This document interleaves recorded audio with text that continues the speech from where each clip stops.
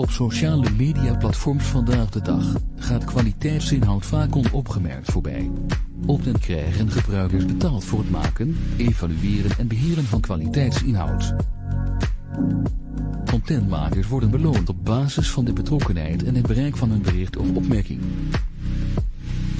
Contentbeoordelaars worden beloond op basis van de snelheid en resultaten van hun voorspellingen over welke content trending zal zijn of viraal zal gaan.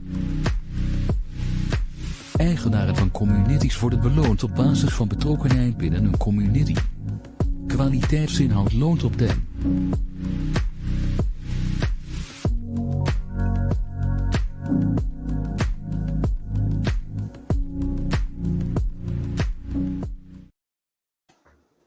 Happy Wednesday, y'all, and welcome to another episode of Coffee with Den, Miami edition / all three of us are kind of on janky internet connections, I believe. So this should be an interesting episode. You are not coming. I discovered that real quick. That's a y'all problem. My internet's great. Just throwing that out there. As Gravity Crab says, no, mine's fine. He's talking and it's not working. So that's it was muted. I walked away. So what did you say? Gravity, I think your laptop is just broken. You might not want to throw it out. Just throw it out. Might as well just give it to John. Just e-waste recycling. Hey, but yeah, good morning, y'all. I'm still booting up big time. I slept like crazy last night to the point where when you sleep for like 10 hours unintentionally and then you can't wake up for like 5 more. It was one of those nights last night. So anyway, hello from Miami. I'm here for all the crypto week, NFT stuff.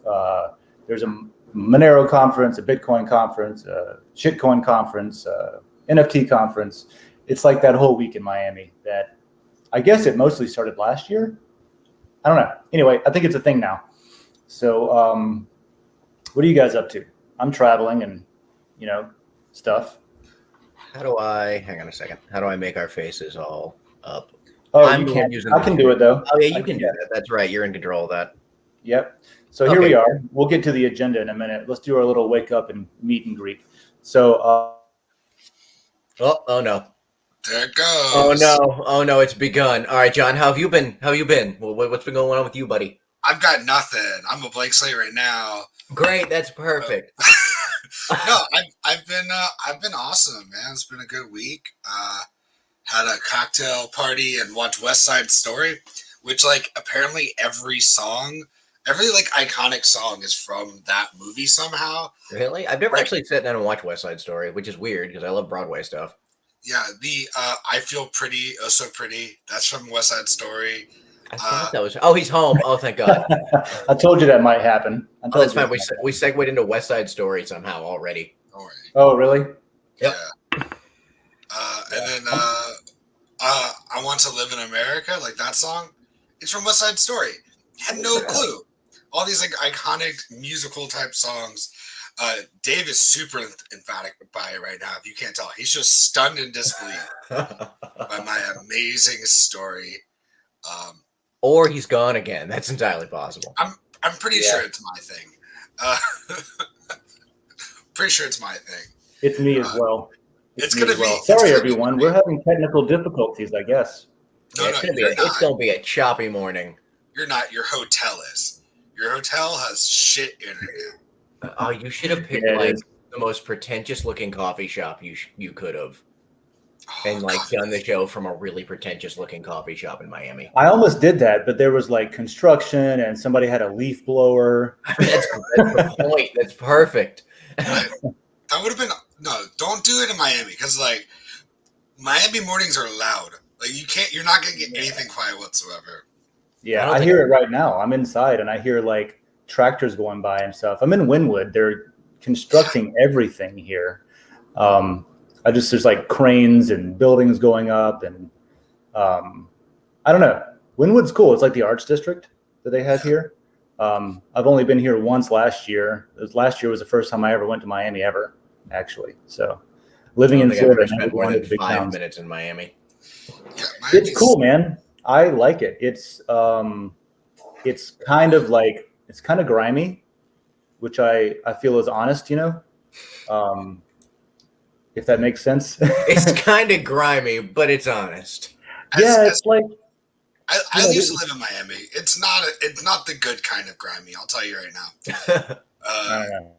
Yeah, Wynwood is cool though. It's like the new like arts district area. There's a lot of like breweries and art, and obviously because our district, like the people that hang out there aren't 12. They're not like 18-year-olds in college, and it's not a bunch of like 50-year-olds hitting on 18-year-olds. Like it's a nice mix of 30. That's not just eating, normal. Yeah. So you used to live here. So you know Kush, the burger spot? What? It's a popular hamburger spot called Kush. Anyway, I was eating there. It was like highly recommended to me, so of course I went, and it was delicious. This guy across at the table across from me was like filming his meal and talking about it and reviewing it and stuff. And he was dressed up. He was fancy. He had like camera with a gimbal on it. You know, he's doing like a pro whatever foodie blog, I guess. And then motherfucker gets up, walks across the street to where there's like a fenced off lot right in the middle of traffic, right in the middle of downtown or wherever we are, and just whips out his cock and starts peeing all over the sidewalk, relieves himself, and then zips up, walks back across the street, sits down, and starts doing his little blog again. Like, is that just how people operate here? It was totally normal to him. I don't know how to say. I don't know how to say yes.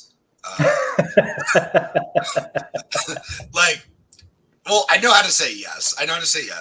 But like, yeah, it's kind of like that happening is like, all right, like this sucks. And this is gonna be the this sucks. It's just a morning commute.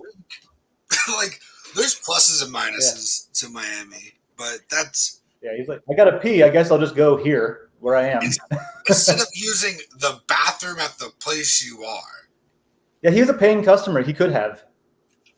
He used the most basic of human instincts while also using technology to try to get followers on the internet, which is amazing. Yeah, it was amazing. I have to pee. Let's do it now. Yeah, and there's all these like fusion places too. I ate at a Peruvian Japanese fusion place where they had like sushi and whatever that stuff's called that Peruvians are famous for. I forgot the name of it. I don't know. I'm a small town boy. I don't get exposure to like, every combination of everything that you would want all in one city block. Yeah, that's kind of how it is. It seems like. See, that's cool. But I dig it. It reminds me a little bit of like Fallout. Fallout in general. Just like walking through post-apocalyptic Boston. Miami, it's post-apocalyptic. Yo, I would love that. I think that's the place to go. All right, it's warm. You don't have to worry about any of that stuff. There's the beach. There's water in the area. There's like crazy skyscrapers and stuff. All those buildings are built to withstand whatever the fuck may happen. So like those are the buildings. Well, you think, but one of them just fell over last year. It did literally just fall over. That was like an older building kind of deal. It also had a bunch of shady like construction practices that came out later where they, went in and modified things after the architect designed it because they wanted to add a pool somewhere that wasn't supported. And it just, so like the foundation was cracking. There was reports for years of like in the parking garage under it where the foundation, the pillars were like coming apart and cracking. So it seemed like a neglect situation on that. And a lot of the people down there, I guarantee, are like end of days, like world's kind of riot. Like they've got stashes of food and drink and fresh water and medicine all over, and lots of cocaine. Perfect. So we if can you're get not anything, as long as we have a ton of cocaine. I'm picking up the end. Was the food ceviche, by the way? Was the food ceviche? Yes, that's what it was. Do you know what ceviche is? You know what it is? No. It's fish that you cook with acid, with like fruit acid. So it's like, you cook the fish in like lime juice and lemon juice and stuff. Like with heat or just the lime juice, lemon juice stuff? With just like the lime juice and lemon juice. So okay. So it kind of like salt curing. You have to acid curing. Of course. That sounds cool. You don't cook it on a grill. It's cold. Okay. So you cook it with the acid. Because like it's like sushi, but it's been acid treated. If you think about sushi, you can eat that raw. Yeah. Right? Yeah. So you're kind of just like cooking it a little bit and then adding flavor to it. And it's really delicious. I love it. There's like 1 or 2 places in Gainesville that have it that's pretty decent. So we'll have to take you. I didn't get that last time yesterday when I ate. Maybe I'll get it today. I saw a place that was only Peruvian, no fusion, just Peru. So I'll stop there. My favorite place, I go every time I'm near it, I have to go. It's called Los Perros, like the dogs, and it's a hot dog place. And it's Peruvian hot dogs. And like there's a couple different places that have like their own like cultural spin. But it's just like the most delicious hot dog. And they put all this like weird sauce on it. And like they do the same thing with burgers. They'll put like quail eggs and just like weird flavors. And it's delicious. And I love it. And half the time you can only order in Spanish. So good luck. But I love it. Dave is so excited. I think he's like stunned to death. I don't know if he's gone again or if he's still here this time. No, he's just looking down on us like he's like proud of us for something. Did you get a new coffee mug?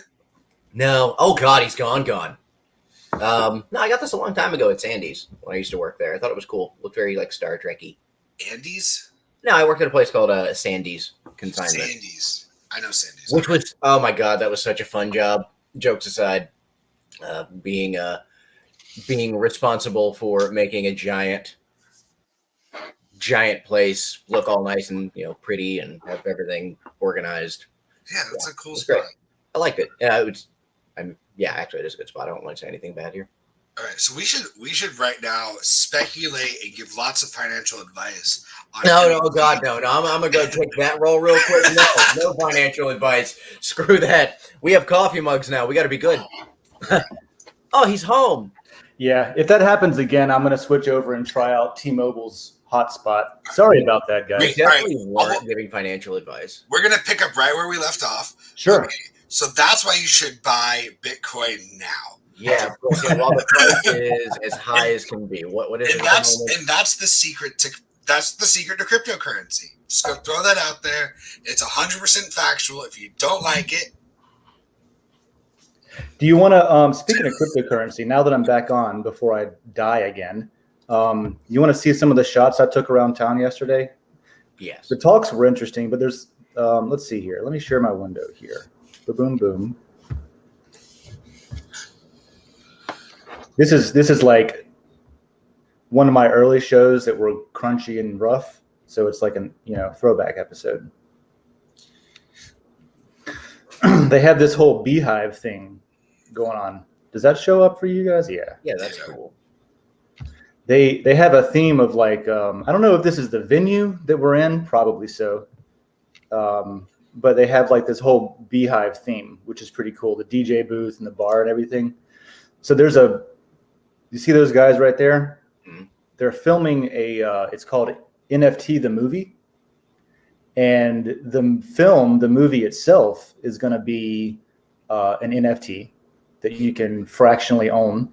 And then they're collaborating with a bunch of artists for making the posters and stuff. This is just all the same room, just to show you what it looks like here. Anyway, like the posters themselves are NFTs. I do believe the posters were NFTs. All the music and everything that's in there are NFT. Good. You want to see something that I don't like?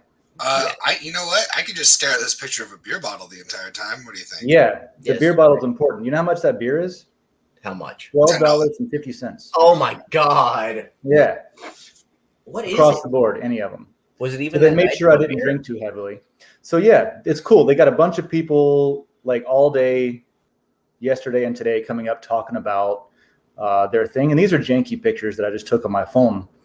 But for example, this fella's talking about a thing called Catalba. So what they're making is a digital economic zone in the U.S. because the U.S. law is so like not clear on what we're allowed to do and what the regulations are, and companies are afraid to build here because they're afraid of getting attacked by the government for doing so. Freedom, USA, all those things. What they did was they teamed up with a Native American tribe. And since tribal lands have the same rights as U.S. states, and in fact, they have a little bit more special treatment because of precedence with their own currency and digital assets and things. They're building a platform where you can launch in that domicile so that you can do stuff that you can't do in the U.S., which is pretty cool. So it's like, yeah, Native Americans are stepping up and trying to fix the USA, which is pretty cool. That would be great. This guy here is in a gorilla suit. He's in a gorilla suit. And he is traveling around the world trying to sell a toilet as an NFT for $1 million. He started doing that a year ago. And he sets up at every crypto thing and he went to Mount Everest. He went to the bull in New York and set up. And he told his story about how he, it's just, I won't tell his story, but it's interesting and it was funny. And he has a broken toilet in a suitcase that he hauls around with him. If anybody wants to buy his toilet as an NFT, and he says he hasn't got any buyers yet. It's a one of one. He said, but eventually someone will want to own the NFT toilet. He says, he's not wrong because I kind of want to own the toilet. So he's like, I'm in my 30s. I got hopefully 40 more years of this traveling around in a gorilla suit. So we'll see. He's got 40 more years. All right, that's the plan. I like it. Yep. There was yesterday. There's a San Francisco-based startup that is collaborating with the music industry, with record labels and things like that, to kind of take all the middle people out of the music industry. So that was a cool presentation. I forget the name of them. I can look them up later. I'll probably put it in the notes here. So there's, and this is all new stuff that I haven't heard of, and it's cool, big stuff.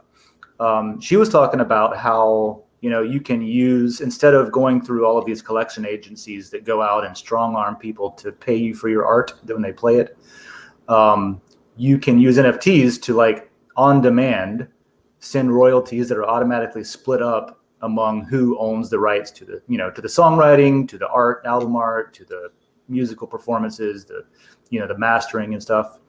So that is cool. A lot of industries were getting disrupted. Oh, here's one that was interesting. This is Blunt DAO. You know what DAO is? A decentralized, with Den, we have a bunch of DAOs and stuff. So I've never heard that term before. Can you tell me more about it? Yeah, that's how I heard what a DAO is. Yeah, a DAO is just a decentralized autonomous organization. And what that means is everybody who owns a token, on our layers, how the lot tokens give you a vote in that layer, that's a DAO structure. And there's different versions of it. Some of them are more legally registered with real world entities than others. But this is one they all came up here with masks on and stuff because they're doing something that's against the law in the US apparently. But they started a DAO where you have a treasury, everybody can join it, and then it's just fun.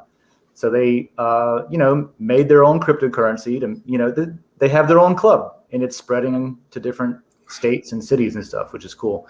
So that was they have a method called proof of sesh, where you get your NFT as an owner of the DAO by smoking with somebody else that is an owner of the DAO.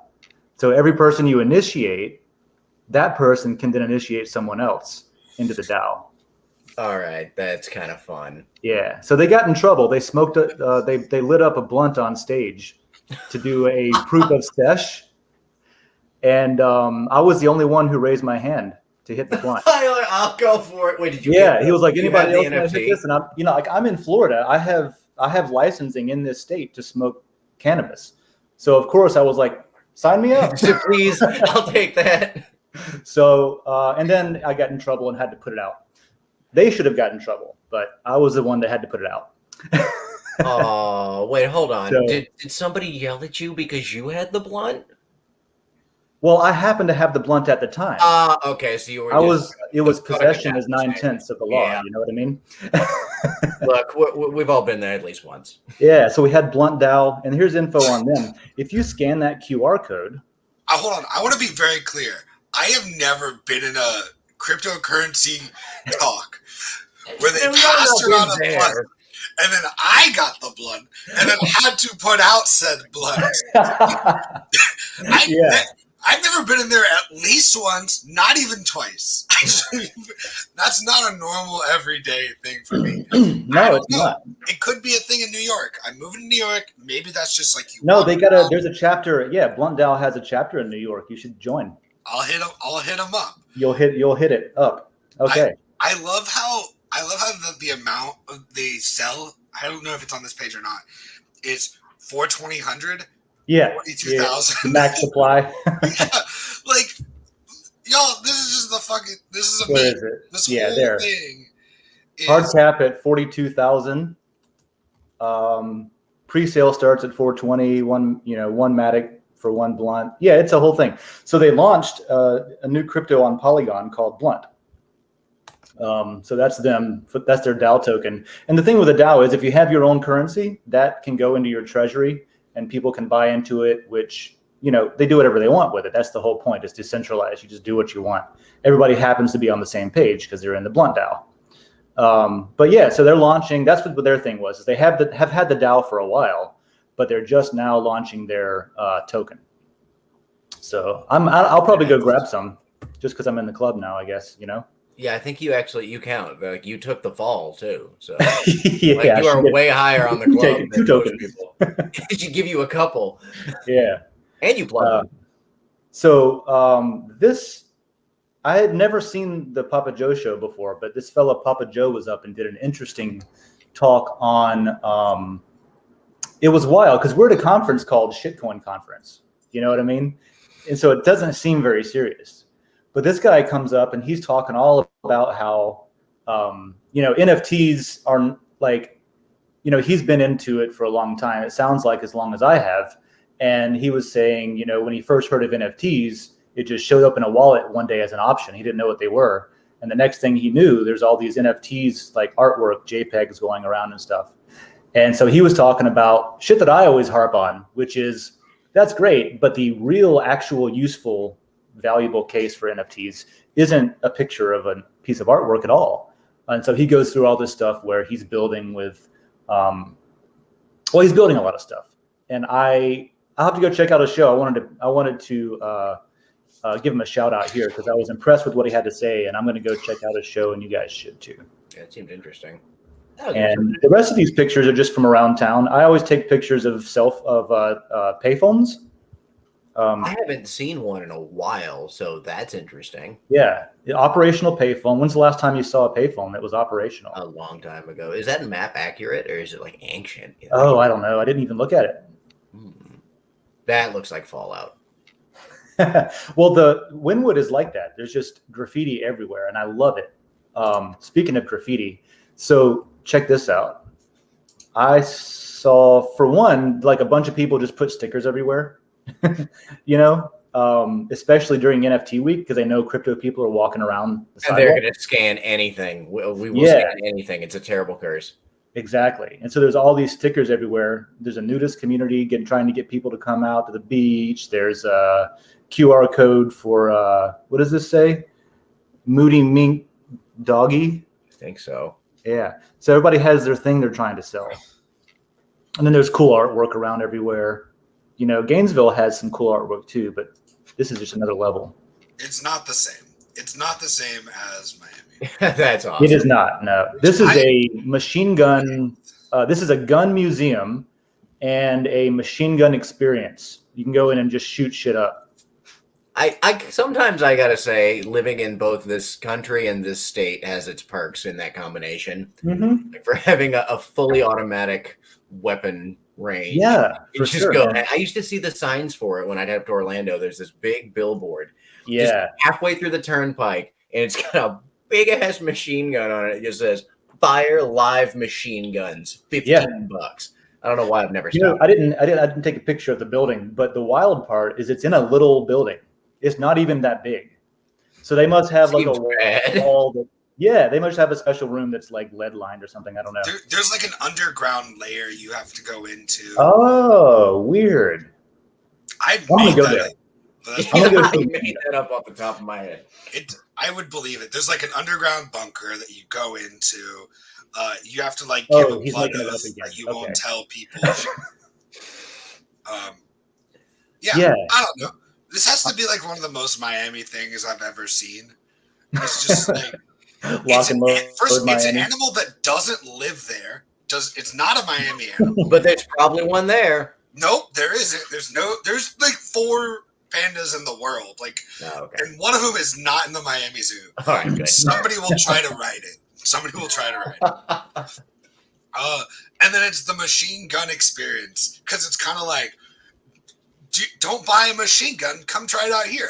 Also, if you like it, you can buy one. You can Try buy a gun before here you buy. too. Yeah, Yeah, that's and true. then That's how it is. You It's probably like- can't buy a machine gun there, but you can Oh, buy you something can. damn close. yeah. You have to have a license for it. That's it. You have to have like Class C license or whatever. But I'm sure they'll help you get the license. This is America.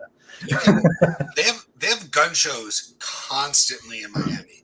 And what people do is they come from South America, because my uncle used to do this. They come to the gun shows in the States, and then they bring the gun back to where they are, because they can get the gun legally in the States, and it's still illegal where they are. And then they go sell those guns in their country, which is much better than like. Yeah, I selling- guess that makes sense because you can. I mean, that's probably trafficking in arms, but airlines will let you check guns as long as you put it in your baggage and check it. So that makes sense. Yeah. You can absolutely do it legally. You can Yeah. 100% do it legally, which is like what my uncle did.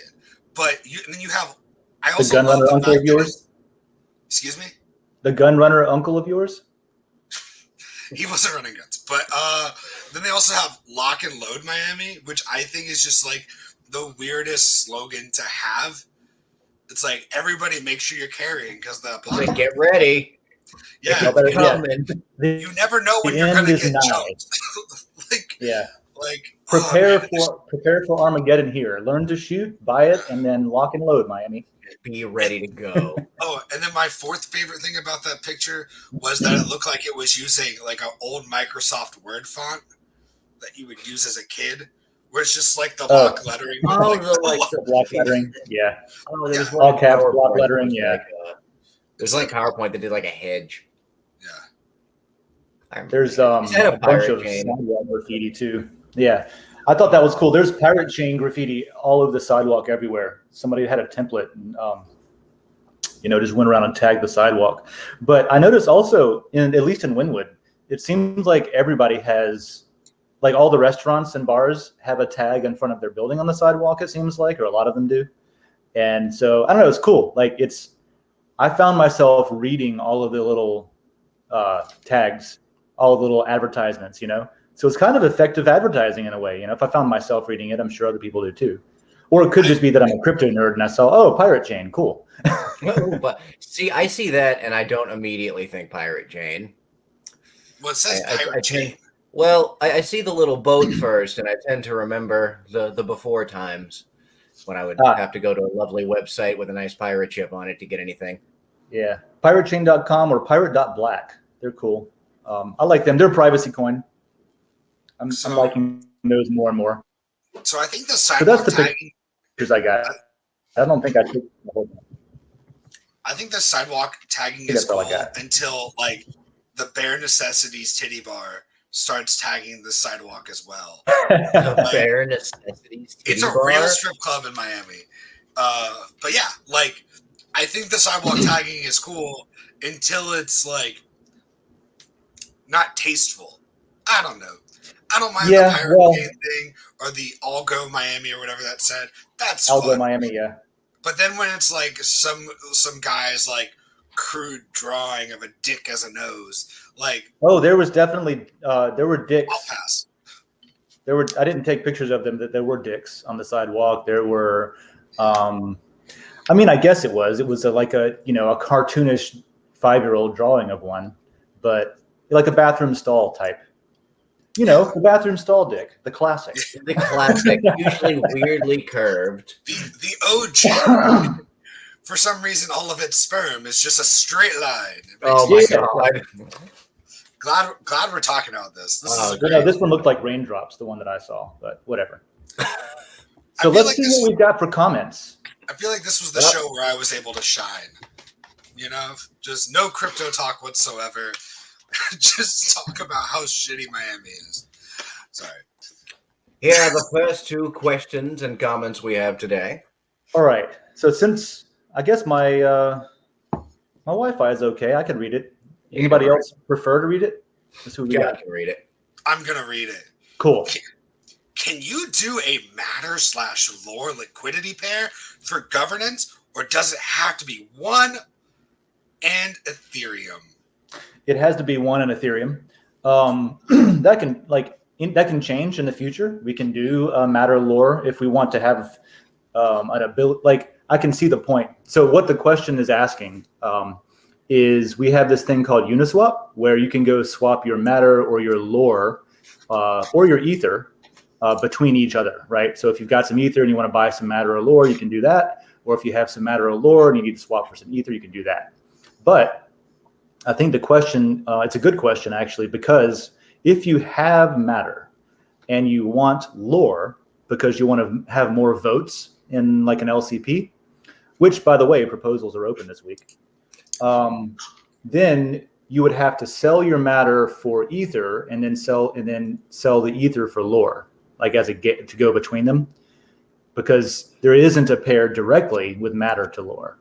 Now, it'll do it for you. If you go to Uniswap and you put in Matter and then you put in Lore as the one you want to get, it will route through Ether for you automatically, but you, I think, pay an extra fee. So if you had a pair that was Matter Lore, you could do direct swaps with less fees, I think. So that could be something if there's a demand for it in the future, but for governance, no. Now, you can do that. Anybody can do that. And if you think there's a demand for it where people will use it, you can do that on your own. And you can collect, like, I think, up to 1% on Uniswap. You can collect 1% of the fees, like when someone swaps between them. So that can be something that you do. You just won't get a governance vote for it. So right now, the only governance pools for that are the Ether Matter, Ether Lore, and we have on the list, it's not implemented yet, but we have Dragon Liquidity 2, which is not, I'm pretty sure isn't implemented, but that's, we're talking about that. And then we might do something with Time, not soon, but, you know, kind of on the back burner. We might do something with Time that we're talking about. But I will say, lawn nodes, you can propose that and open a discussion either in Den or maybe even Den.DAO to see if there, you know, what other people think about it. And if it drums up like, oh, we all want that, it's something that we can talk about. Now, it'll be probably not the highest priority to implement. You know what I mean? Like, if we find that people do want that, we'll do it. Den will do. I hate to say we, but I mean like all of the people involved with Den, even yourself. But it's going to be like later because there's so much going on right now, which is exciting. And yeah, so there's the answer there. No, but you can still do it. Nice. Okay, cool. Just to let you know, I went through and tipped everybody out. All right, I went and upvoted everything with energy. Cool. I'll go through and tip everything out too. Okay, cool. So what do we got, Josho? All right, first, Joshy O, that's your new name. First off, thanks for always answering our questions. You're welcome. Glad I'm here. What are you most excited about in Miami, and why? Monero Topia. They're on Thursday. Unfortunately, I'm only able to get to attend the first half of it because I'm flying out at like 10:30 tomorrow night back to Gainesville. But no, I've been personally getting involved in Monero mining lately. In fact, right now my machine is running back home. It's mining Monero. I'm even getting into some of the forks of Monero and stuff like that. I've always loved that. I've been an Oxen fan for a long time. That's a fork of Monero. I didn't know one of the machines was doing stuff. Yeah, it's machining. But yeah, so because I'm getting into mining more and more, and also there is an ongoing conversation to make the mining layer, when and if it wins, to make the mining layer into a DAO that actually owns and operates mining gear, so that everybody can pitch in and be mining together. You know, if you can't afford a $15,000 Bitcoin mining machine, maybe you can afford, I don't know, $1,000, and you get 15 other people, and you all go in and you split the proceeds. So we're doing a lot of like mining conversations, and personally, I'm mining a lot. And in addition, something really interesting about the algorithm with Monero is that it relies on something called CPU cache. And I know that the manufacturer AMD is launching this thing called 3D cache, which is going to exponentially grow the amount of cache that the CPU has. So what I'm interested in is finding out from people that are really involved with Monero. I want to go there and say, like, okay, if I'm going to invest in equipment for Monero, should I wait for AMD? Is it going to matter? Are there any developers here who have some insight on how that's going to affect your, random X mining algorithm? I tend to have a lot of technical questions like that. You know what I mean? So to have a whole day dedicated to one project is awesome. Besides that, shitcoin conference. I mean, that's the main reason I'm here. Actually, I'm more excited about the Monero thing. But what today and yesterday is the shitcoin conference, which has its own history of why it's called that. But just like I was talking about earlier, there's so many things I haven't seen or heard of. I have people, watching people come up on stage saying, "Hey, I'm building on Wax, and I just have this entire trading platform that we're doing." And you know what? Previously, wasn't interested in Wax at all. But then I saw what this guy was doing with Nft blocks, and I was like, "Oh, that's fucking cool, man." So I'll probably go check out Wax now, learning about in an industry that's still deciding what it is, inventing itself. Any conference I can go to where people get up and say, "Here's what I'm doing," it's almost always something I've never heard of before. So that's the other thing. So I hope that works out for you, answer-wise, Joshio. Thanks for chiming in so much, too. What's Jacob Wayne got for us? Cool. Oh, I'm gonna I guess that was about Miami, and I'm in Miami, so I didn't give you guys a chance to answer. But I'm you guys have any not commentary about Miami. So, I got nothing on that one. what I'm most excited about in Miami is the sea level rising. Yeah, there's that. That's what I'm most excited about. He's waiting for it to rise enough to just take it back. He's just taking it back to the ocean. On a real note, I'm going to a wedding in Miami, September 24th. So You should see if there's any crypto meetups in September. A good buddy of mine's getting married at an old monastery, which I feel like is the weirdest place. I feel like it's a kind of a weird place to get married at. I feel like it's weird to have an old monastery in Miami. I don't know. Miami just seems so not monastery. I don't know. Florida had such a heavy Spanish and Catholic That's some of the oldest. Some of the oldest, religious sites in our country here. Yeah, that makes sense. Absolutely. There's so much religion in Miami. So what I think is kind of weird. It's just interesting to me because it's not very. I don't feel like it feels romantic or sexy. It feels like the place your parents would settle on and be like, you don't want to get married in a church. How about a monastery? A monastery is am I mistaken, or is a monastery where they trained priests and so they were celibate and couldn't get married? Yeah. So why the hell would you ever get married there? Because it's a very the grounds are pretty. And I'm sure it's gorgeous. Well, the monks, I think, support other people getting married, though. I'm sure they do. Yeah, they've just taken a vow of celibacy. So, probably. I'm not sure what. I don't know. I'm not a monk, or I'm not a monk at all. I don't pretend to be a monk. Yeah, as a person who purposefully didn't get married in a church and instead got married in a castle in the mountains, I'm gonna skip out on the monastery. Castle in the mountains. Yep. The castles are cool spots to get married. We went to a wedding in UK recently, and it was in a castle. That was pretty cool. It was like a castle converted into a museum, and it was in the UK, so it was raining. Awesome. Always. Actually, it didn't rain that whole week until the day of the wedding. But all right. So what else we got here? Jacob Wayne, you still reading, John? Let's hear it. Yeah, I am reading. I really wanted to have a suggestion, but never received any. Goal: show my wife George Carlin's stand-up for the first time. Problem: not sure which one is the best. Ooh. Since we have T Swift or Cry, conducting stand-up situations.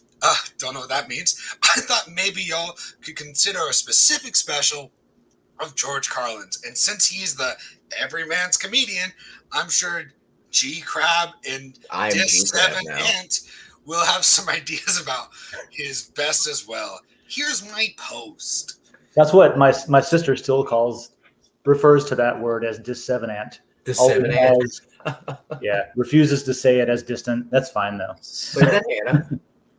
That sounds very Hannah-y if that is not Hannah. John, what's your favorite George Carlin stand-up? Do you know, like offhand? I don't have a lot of George Carlin's memorized. I feel like I don't know if he's the everyman's comedian, because I don't think his genre like hits everybody. Like, it's pretty broad. It's pretty across the board for the most part. He's very like speak the truth to you. Like, I'm gonna be interesting and not worry about being like super funny kind of deal. Does that make sense? Like, yeah, it's more like it's a almost a TED Talk comedy show. Yeah, I guess that's a good way to put it. Like, it's the best TED Talk you'll ever see is a George Carlin, which is great, and I love that kind of comedy and stuff. But I don't think everybody loves it. I think like more of an everyman thing is like Mitch Hedberg. Yeah, he's the TikTok of stand-up. That's a horrible thing to say, but I said it. No, it's fine because his jokes are like that. He skips he goes right to the punchline, does not tell a story at all, and just like kind of just goes through punchline to punchline through the whole show. It's a bunch of easily digestible stuff, and he's happy. It's like you're not gonna go in like I'll listen to George Carlin and get depressed. You know, like, oh shit, like the country is fucked. Like, that's what he was there for. Like, he wanted you to leave less happy, but also just a little bit happier because you laughed a lot. I agree, but I don't think that makes you every man's comedian. No, I don't think it's interesting because both of those comedians are cerebral in their own way, right? Yeah. George Carlin is cerebral in the like it makes you think about the world around you and your perception of it, and if you're completely wrong about how things work. And Mitch Hedberg's he'll say shit that you have to think about to get it, because he won't tell you that, like I said, he doesn't tell you what the story is. He just tells the punchline. And so he'll rattle off something like, is a hippopotamus or just a really hip hippopotamus? You know, like a popular hippopotamus. It's like, oh, haha, you know, one-liners and stuff. I feel like this is like the worst topic to ever bring up, but like who's like the Thanks best? a lot, Jacob. Yeah, oh my god. Not this, but like the idea of like the best comedian or whatever of all time and stuff like that, because it's so subjective. But I think the one people forget about is this guy right here, which is Steve Martin, because he like his stand-up he got to the point where he was so famous that he was just selling out outdoor stadiums. Damn. And he couldn't get through his routine because people kept like talking and cheering and stuff like that. It's like going to a concert and the audience won't stop cheering, so you can't play a song. Like that's essentially what happened to him. I've seen it's weird. I've seen like images of stadiums sold out for like Kevin Hart, you know, that kind of thing, and it just like I haven't been to a bunch of comedy shows, but I enjoy a comedy room instead of a Grand Canyon kind of thing. You know, it seems like it'd be even for the performer, for the comedian, it seems like it would just not be as good. It'll pay more, but it just seems like a different experience, you know? I think the energy you get from a stadium of people versus a room is just different. And like, it's a different kind of high, you know, there's something special about like making a small room full of people just kind of die laughing. And then I'm sure there's something special about a roar from a stadium. Anyway, I feel like I didn't answer your question. I think that you did. I don't know which one's his favorite. I like the one where he's a train conductor. Oh, in this. What was it, Mr. Conductor, right? He does the kids show, the kids TV show. Do you ever watch that? I don't remember. It was like Something Station was the name of the show, and he was like a miniature. Oops, they made him look like a miniature dude in the show, but he was the host of the kids show. I don't know. Wait, Mr. George Conductor. Carlin? Yeah. Mr. Conductor on a kids show. I don't know what it was called. Okay, but, that's wild. I remember watching it when I was a kid. I remember one of my favorites. It was George Carlin, and I'll post it in the thing really quick for Shining Time Station. Yes, that's what it was. It was played by Ringo Starr for the first one. I didn't know that. But he does one about hats and religion, and I can't remember how it goes. Where is it at? A bit about hats and religion? Yeah. Where's the? Have you noticed where when you wear a hat for a long time, it feels like it's not there anymore, and then when you take it off, it feels like it's still there? I don't know. Maybe that's not it. It sounds like a very George Carlin startup, though. While you're looking for that, I grew up in a Southern Baptist church, and I don't consider myself a Christian today, but there's still, it's like I was wearing a hat for a long time, and you still feel it after you take it off. I get it. Yeah, I kind of do too. I grew up Methodist, and I mean that's a much less than Southern Baptist, but I mean I went to church every Sunday, so I went to a Wesleyan church for a while too because I was really into the preacher's daughter. So I don't know if it was because I was wanting to go to church. I don't think so, but I highly doubt that. If that's the first thing you were trying to think of, wait, hold on, that wasn't Jesus. So I think the quote is you ever notice that anytime you see two groups of people who really hate each other, chances are they're wearing different kind of hats. Keep an eye out for that. It might be important. I don't know. Kind of like wearing gang colors or something. I don't know. I just remember I remember listening to his bit about hats and religion and just cracking up. And it just being the most introspective, making me depressed, but also very giddy at the same time. Gotcha. So whichever one that was in would be probably the one you would go to. Yeah, I'm gonna post it and comment on his actual post. I mean, he posted he was asking for a suggestion on what layer to use. He got 2K energy in humor.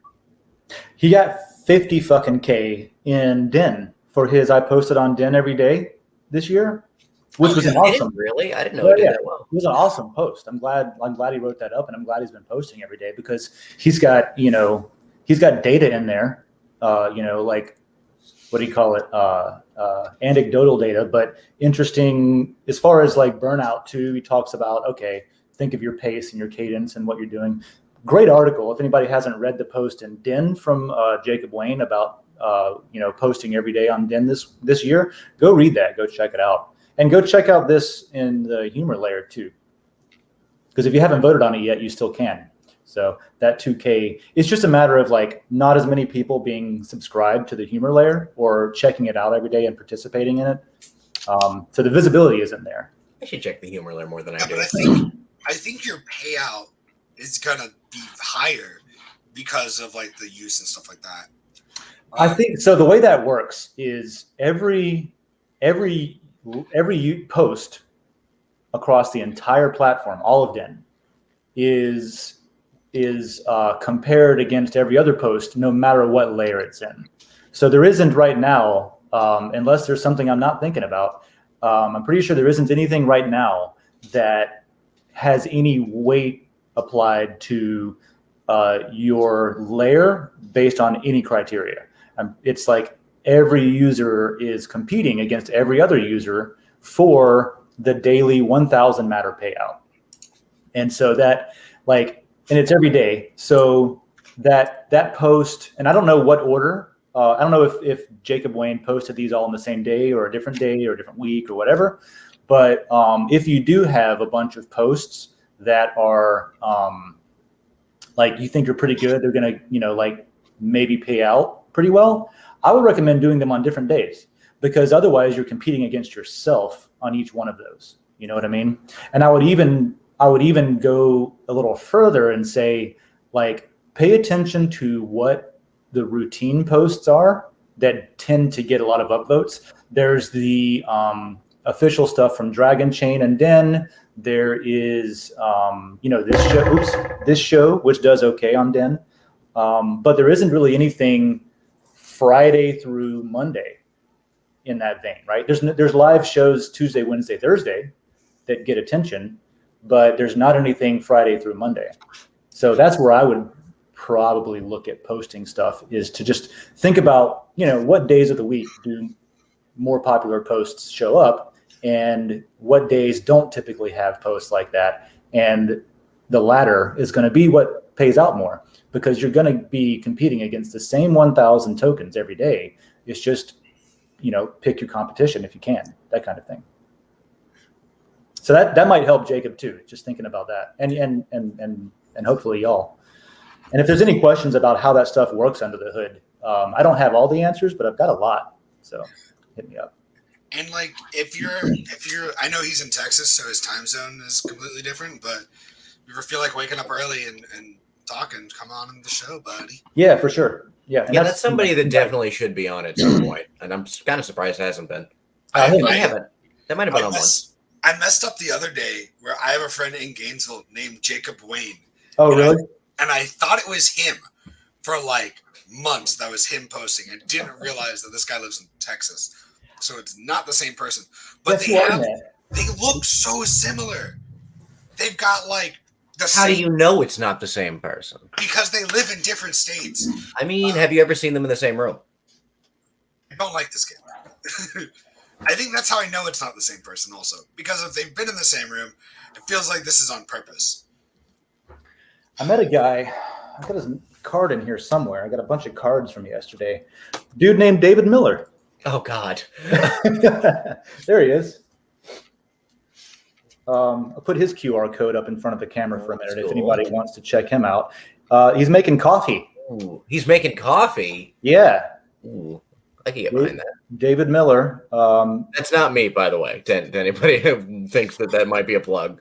He had these, I'm assuming he's okay with his phone number and QR code being on the internet. It's on a card, so probably. Yeah. So RX Smart Coffee Inc.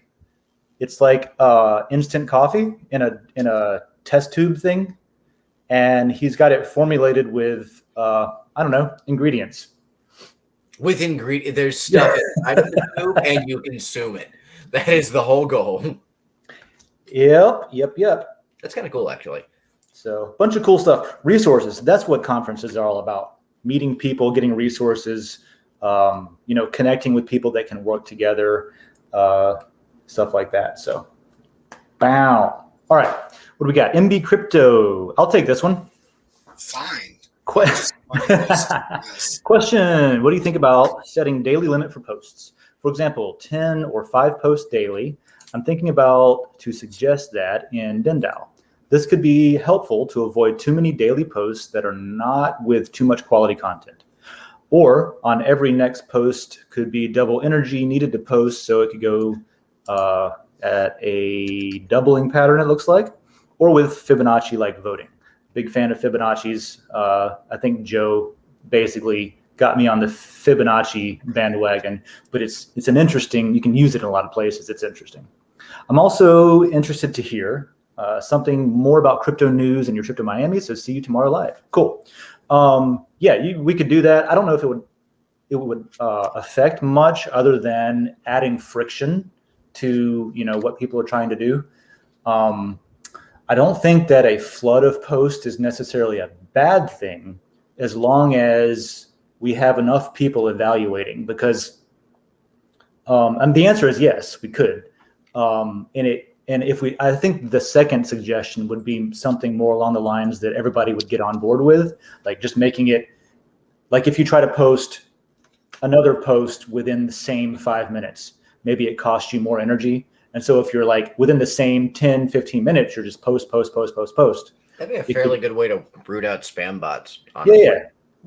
Yeah. So that could be a thing. And that's definitely, anytime we have issues with the existing system, we need to iterate on that, and we need ideas like this. So that's a very good idea. I hadn't thought of that. There's a meeting Thursday, the Den.social meeting, MB Crypto. Catch us over there. Joe and I will be, hopefully my internet works out, be over there. And we're talking about this week specifically, we're talking about, among other things, the blocking banning system that we have on Den. Because until this year, it didn't really get flexed too hard. You know what I mean? But we're seeing places where there could be improvement, and we're seeing things like, okay, maybe there should be like a soft ban first, so that oh, hey, here's how banning works. Nobody's banning you. It's just automatic based on activity. And, you're banned for 24 hours, but then they'll be back, and you can maybe like figure your shit out after that before you get permanently banned.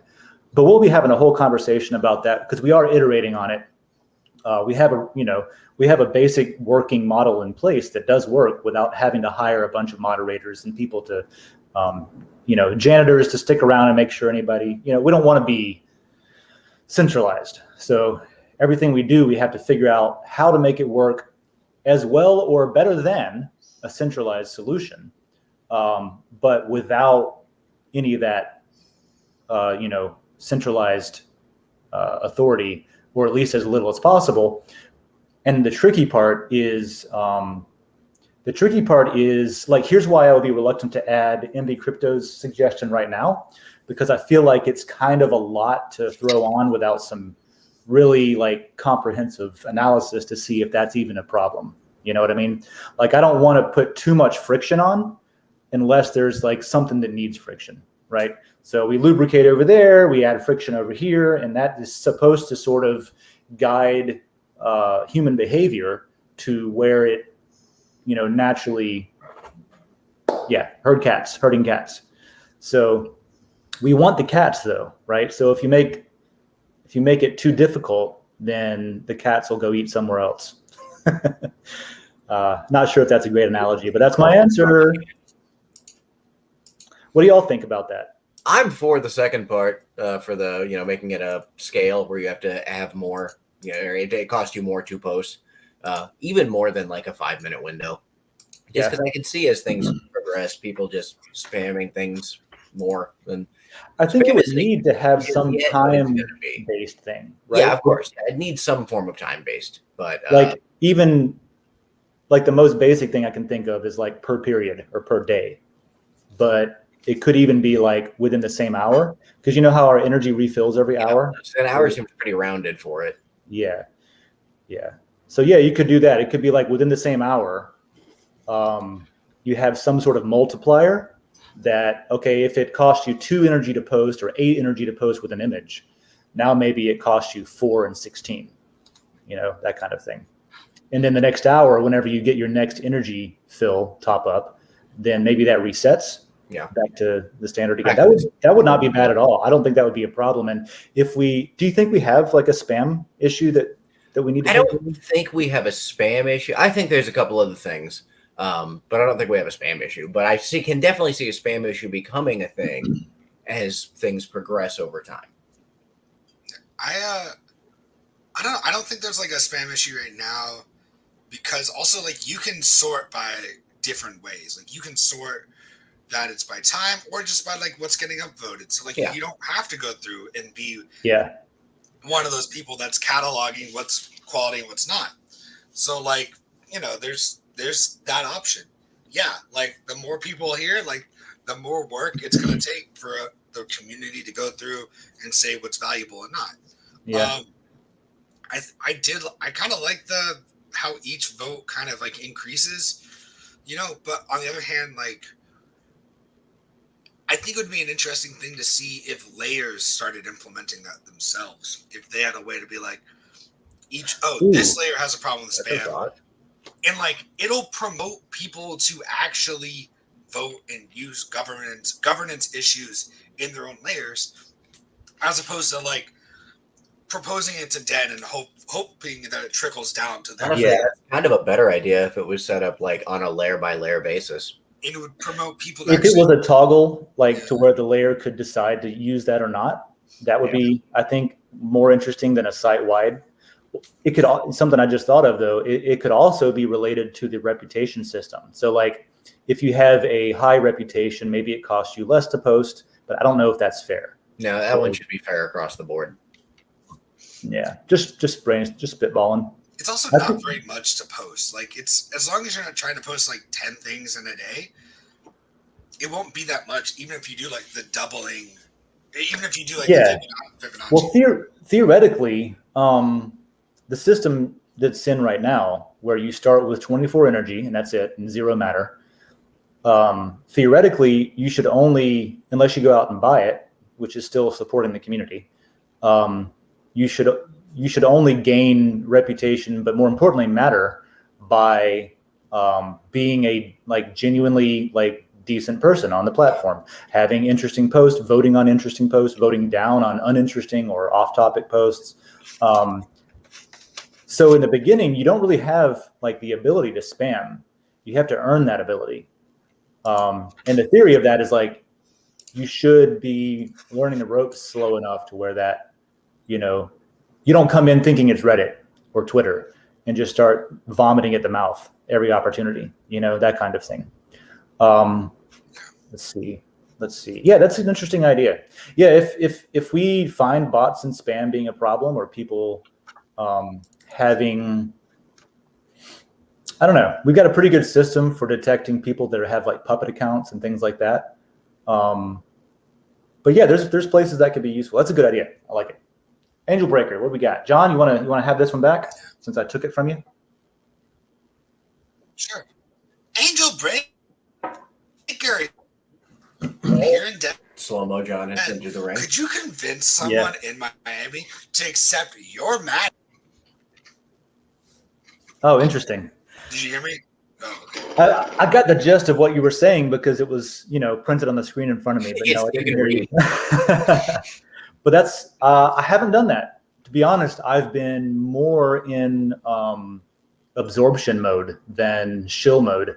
But I did have, you know, what's interesting is I had 2 conversations yesterday that I think are going to turn into like working relationships. One of them was more about my Gainesville thing with, I met somebody who's making their own social, there's 2 other social platforms I learned about this week actually, and there's another one being demoed today. So those are all interesting because I think we have a better system under the hood of like making it successful. And these are being, the ones that I'm seeing are geared towards people that are already pilled on crypto and like into NFTs and know how that Web3 thing works. So it's going to be interesting seeing the landscape of social media blockchain things and which ones are, you know, I think we have a superpower of, it could be improved, but average people being able to use it and not thinking about blockchain and crypto. There's a lot of improvement we still need to do on that front, but I think that we're already better off than some specifically crypto bro focused social media platforms. But then another guy was like asking me about Dragon Chain more than Den because I had mentioned that we can do stuff like you know, mint NFTs on Ethereum, and we've done like, I don't know, 20 million of them or however many, you know, more than that, however many layer tokens we have, and they're all ERC tokens, which typically people find very expensive and unworkable. But as soon as I said, oh no, we can do that, and we can even transfer them between like Wax and Ethereum if you want. And all of a sudden heads turned and they were like, what? And they're like, all right, find that guy later. And somebody came and told me. Yeah. So that's cool. You know, I've been injecting where I saw fit because like somebody was on stage saying it was impossible to do something. And I was like, actually, hey, we do that. And it's very cheap. So I have been able to kind of talk to people about how, you know, we're doing things that people have ignored because they think it's impossible. Like, you told someone they were wrong when they were on stage. Sure. Yeah. Dave, I love you. Oh my God. Yeah. I don't give a fuck, dude. Oh, I know, but like that guy he was doing his thing. Polite at the time, and it wasn't a rude thing. It was more of an offer. Like, hey, if you want to do that, hit me up. We can do that. So yeah. But no, I'll try that today and tomorrow. I'll see if I can get. I know at the Monero. Well, actually, both. There's people selling things for crypto. At the Monero one, there's vendors selling only for XMR though. And that's a business decision because it's fungible and you don't get in trouble for holding Bitcoin tokens that were previously used for, running guns to South America or something like that. Bitcoin being transparent, Monero being fungible, that kind of thing.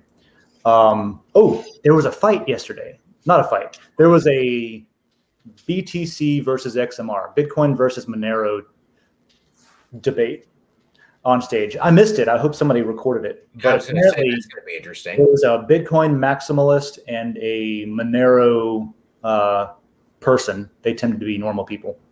And they were, but apparently the Monero guy started like yelling and being really mean to the Bitcoin guy, which is ironic because it's typically the Bitcoin maxis that are doing that to everybody else.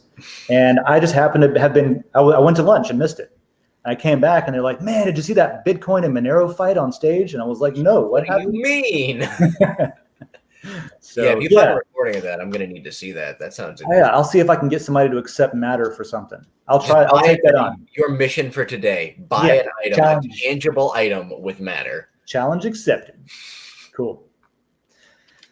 All right. A lot of them stories about Miami, which I'm pretty sure you've gone through a ton of. I got to go get some more stories today. Oh, good. That means we'll actually have more stuff for next week. Let's see. Unicorn asks, it will be an interesting story from Miami. Can't wait to watch it. Yeah, that's what you just said, isn't it? Yeah. I don't know. I'll wrap up next. I'll talk next week about anything interesting that happened afterwards. But overall, man, come to Miami. Next year they're going to do the same thing, and it's just getting better. The Shitcoin conference last year was very last minute put together just because everyone was like banned from the Bitcoin conference. They weren't allowed to be there because they were still are a whole thing. And that's why they called it the Shitcoin conference, because all the Bitcoiners were like, no, you're not allowed to build in crypto, only Bitcoin. And you guys are a bunch of shitcoins and should die. And literally what they would say.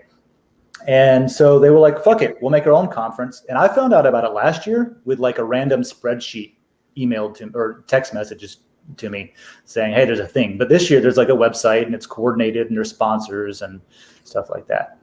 So, I missed the after party last night. I slept for like 10 hours after the conference and just totally missed that. So I don't have any stories from that.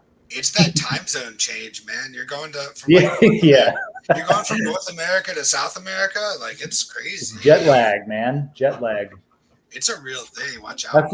I flew from direct from Gainesville to Miami. It was way better than driving, even though the drive is only 6 hours or something. But how much was the? Can I guess? The flight? I would say $325 for the flight. Yeah, it was like $350. It was about $350. Yeah, but I didn't have to bumpy ass runway. Well, I didn't have to spend any money on fuel. Didn't wear and tear, the time spent as well. Like that kind of thing. I was able to save money on not getting a room the night before, because if I drove, I would want to drive in so I could have a room and then get up and go to the conference. The conference starts at 9 a.m. And so flying down, like, it avoided some expenses to the point where I feel like it's kind of like it's probably still more expensive, but in the end, it's completely worth it, I think.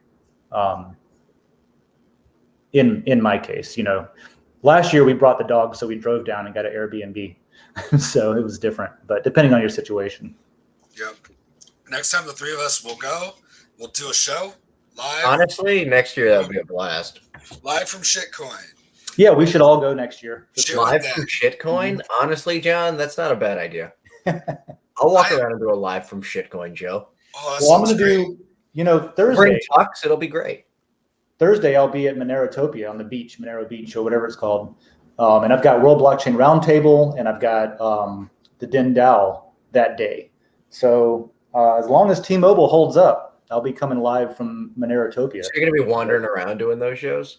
Sure, yeah. That's awesome. Just find a spot that doesn't have fucking leaf blowers and construction, and then I'll put my headphones on and do the show. Like a table next to the ocean, something cool. Yeah. Oh, you can show off some of the Florida sites. You know what? Just do me a favor. Don't like finish the show, then walk across the street, piss in a vacant lot.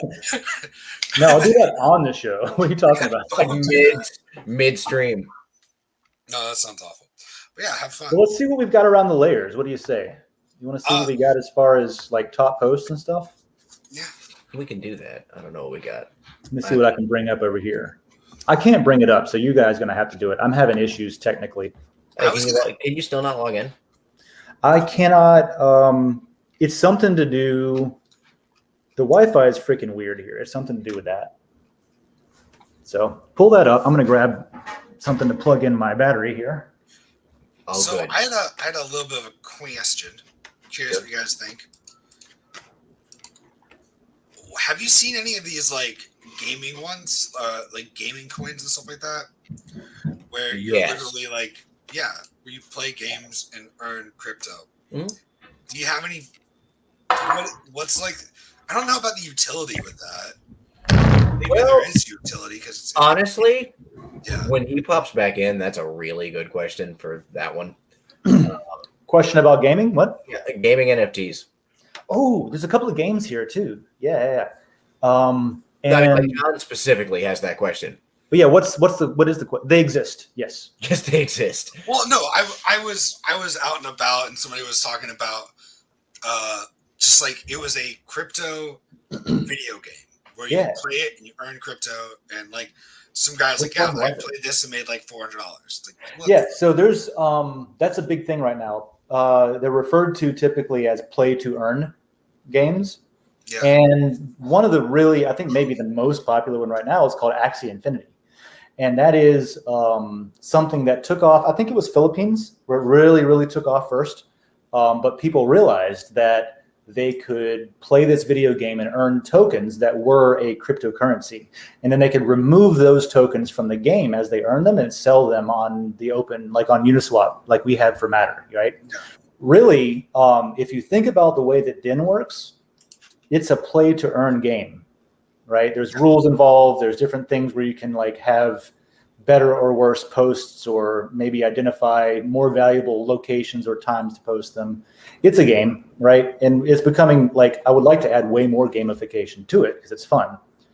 But yeah, this there was a family that was playing Axie Infinity, and the game developers, they thought they had a bot, right? Like grinding or something. But really they got grandma and the kids and everybody to start playing, and they just rotated around the clock and played this all the freaking time, and then told all their friends about it. Now it's a huge thing in the Philippines where people play Axie Infinity as a side hustle to bring in money. So there's all kinds of stuff like that. I know like Bored Apes have a game. There's one that I'm working on that I won't talk about for a little while, but it's going to be something that's not been done before. So that'll be really interesting. But yeah, there's a lot of interest in that. There's a system called Ore System that's doing like, it's supposed to be like a replacement for Steam, where people can build games on that platform, but use NFTs and tokens and cryptocurrency. For whatever reason, somebody has gone out of their way to make gamers think that cryptocurrency and NFTs are bad. So there's a very almost violent pushback from the gaming community overall against NFTs and play to earn gaming, which is ironic because that goes directly against their self-interests. It must be something like the YouTube people like getting paid to say shit to their audience and then people believing it. But yeah, there's a big problem right now with the way that people perceive NFTs. And really it's about bringing power and sovereignty to the individual. Like if you play Fortnite and you spend money on costumes and fucking dance moves and whatever, and that does nothing for you in the game but make you look cool. You don't even own those assets that you bought, right? They're stuck in the game. They're not worth anything. You can't sell them back. You've just given the developer money for nothing, right? And yeah, you get good feelings out of it and that's worth something. But what this enables is, if that was all NFT based, you could then take your item that you bought out of the game and sell it on the open market. So if anybody wanted to buy that item, they now have a choice. They can buy it from the game developer in-game for whatever price, easy, or they could buy it from somebody who's done with the game. They've played it, they're over it, and they're selling it. Just like taking a used game into GameStop, you used to be able to trade your games in that you were done with for new games. This allows you to trade your items that you've bought in-game in, and if somebody buys them, instead of buying them on the market on the game, they can just take them into the game and they have them the same way. And so this allows you to recoup some of the costs involved with being a dedicated gamer. And it's empowering to the individual. So we'll see a lot more of that, because people that make games, people that are into cryptocurrency and stuff, not the major studios, they're frightened. They're totally scared of doing any of this. Literally, like, not even being like, what is the word? I'm not exaggerating. Like the big companies are literally afraid to do anything with NFTs in their games because of all this pushback. So the small companies, though, the independent gaming studios, they're gamers themselves, and maybe they're technical enough to understand why cryptocurrency is important. That's where the games are coming from that are NFT games. And those are the games that are going to liberate people from poverty, ironically enough, because they can sit around and play a video game and earn money and get out of the fucking hole they're in. You could be homeless on the street with a phone and play a game and get out of homelessness. That's what this is about. And that's the same thing I want to do with Den. Eventually, I want to have a big expo, a homeless expo, and be like, come get a phone. Here's the Den app. Everybody has a brain. You have life experiences. Write about it on Den. You'll earn something. You know what I mean? Like I'm all about that. So cool. There's a little long-term goal for you. Yeah. How do you find, where do you like to like search for that's like other people's opinions and like what's good? Because there's so much out there, like there's no like, this might not be a good example, but there's no New York Times of cryptocurrency, right from what I've seen. There's like this is going to be trusted enough source to get me where I need to be. Cointelegraph was here yesterday, and they're, according to their presentation, they are the number one, even over CoinDesk, which is another big one, crypto news outlet kind of thing. And both of them, CoinDesk and Cointelegraph, they do tend to only run things that they're like paid to run, it seems like. But from what I heard yesterday, they do have some internal curation as well, where they pick a different category or topic every month, and they write at least one story about it. So they're not only running things that are paid content. But it's weird. It's hard to find any outlet, any media that is not just paid product placement, kind of thing. So I don't know, even locally, I don't know if you guys remember, when before Gainesville Scene was sold to Ariana, there was a lot of sort of disdain for how they were only running articles about like the local venues and businesses that paid them to write good things about them, and everybody else was left out. So that sort of thing happens everywhere because monetization has become centralized and it has become reliant on advertising, and that's where the world is right now. So, I would like to see more of that stuff on Den, like actual newspapers and stuff, to take advantage of monetization without ads. But back to your question. I would say, I don't know where to look for them, but when you do look for them, look out for the ones that require you to purchase something to play. There should be free to play, play to earn in the same kind of thing. There are games like Axie Infinity that do require you to purchase an NFT before you can play the game. That's fine too, but if you're just getting into it and you're not already an NFT person, you're not already like understanding how to mitigate risks in cryptocurrency, just find the ones that are free to play, like Den. Den's free to play. You sign up, free account, email address, no KYC really, just here's 24 starter points. Now make what you can out of it, earn money. So there isn't really any room for people to be damaged because it's a totally free thing. Nobody has to pay anything. With things where you got to buy something, you're taking on risk in like the company or the anonymous individuals who are building that game, right? So if you, like I almost bought one of the Axie Infinity Bird things back in the day But then shout out to JP12X. I didn't, because he was like, that's probably a Ponzi scheme or a pyramid scheme, because you got to buy one first before you can even play it. And I was like, you know what? You're right. Screw That's it. a valid thought. Yeah. So I didn't buy one, and then they became worth a lot of money. So thanks, John. Not you, but thanks, JP12X. But he had a great point that I took to heart, and I still think of what he said, which is like, you know, even we on Den have had a number of people saying, oh, it's a pyramid scheme, told me that. And I'm like, well, okay, typically a pyramid scheme requires you to purchase something, right? And if all you have to do is put in time and sweat equity, probably not a pyramid scheme. Yeah, probably doesn't count. That kind of thing. So yeah, just look out for scams. That's the thing, is unfortunately we're in a situation where the governments don't want to do their job to make clear regulation.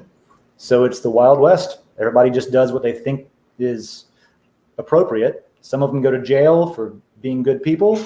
Some of them become rich for being bad people. And, you know, apparently that's how everybody wants it until we get together and change it.